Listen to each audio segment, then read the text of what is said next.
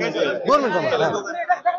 महाराष्ट्राची कुलस्वामिनी आई तुळजाभवानीच्या भाविकांना आजपासून लाडू प्रसादाला वाटप करायला सुरुवात झालेली आहे। आपण जर पाहिलं तर या ठिकाणी जिल्हाधिकारी कीर्तिकिरण पुजार यांच्या आणि मंदिर संस्थांचे जे पुजारी आहेत, अधिकारी आहेत, यांच्या उपस्थितीत हा लाडू प्रसाद जो आहे तो वाटप करायला सुरुवात झालेली आहे। माझ्यासोबत जिल्हाधिकारी आहेत। सर, आज लाडू वाटपाला प्रत्यक्षात सुरुवात झाली आहे। गेल्या अनेक दिवसापासून हा निर्णयावर काम सुरू होतं, काय सांगाल? आई तुळजाभवानीची कृपेने आज आपण श्री तुळजाभवानी मंदिर समिती संस्थांमार्फत सर्व आई भवानीचे भाविकांना लाडू प्रसादची आपण सेवा सुरू करणार आहोत। आज इथे सर्व आपलं पुजारी मंडळाचे सर्व अध्यक्ष पण उपस्थित आहे, तसेच महंत महाराजांच्या उपस्थितीत आपण पूजा करून पहिला लड्डू आई देवीची चरणाला आपण अर्पण करून लड्डू प्रसाद आपण सुरू केलेली आहे। यासाठी किती काउंटर असणार आहेत? रेग्युलर दैनंदिन कसा लाडू वाटपाचं नियोजन? सुरुवातीला फक्त एकच काउंटर असणार आहे, त्या काउंटर मार्फत भाविकांना लड्डू प्रसाद वितरण करण्यात येत आहे। धन्यवाद। याच्यासाठी काय आपण शुल्क ठेवलेलं आहे? कसं भाविकांना काय असणार आहे आव्हान?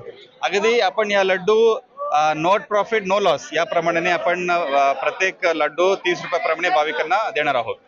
पुजारी मंडळाचे दोन्ही अध्यक्ष देखील आपल्या सोबत आहेत। मला सांगा, आजपासून लाडू वाटपाला सुरुवात झाली, कसं बघता? खूप आनंद आहे, कारण का भक्ताला काहीतरी ते प्रसाद बालाजी धर्तीवर चालू केले, त्यामुळे मंदिर संस्थांचा आम्ही आभारी आहे। काय सांगाल?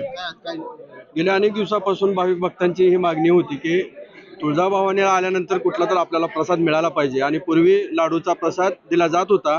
आणि आता प्रथम आम्ही गोपीपुजारी मंडळाच्या वतीनं जिल्हाधिकारी यांचं स्वागत करतो की या ठिकाणी त्यांनी क्वालिटी मध्ये कुठेही त्यांनी हे केलेलं नाही, आणि स्थानिक इथल्या गुत्तेदारांना न देता एक चांगलं ब्रँड आहे चितळी ब्रँड, त्याची दर्जा असाच राखला जावा आणि भक्तांना चांगला प्रसाद दिला जावा, त्याबद्दल मी मंदिर संस्थांचं पुन्हा एकदा त्यांचा आभार व्यक्त करतो।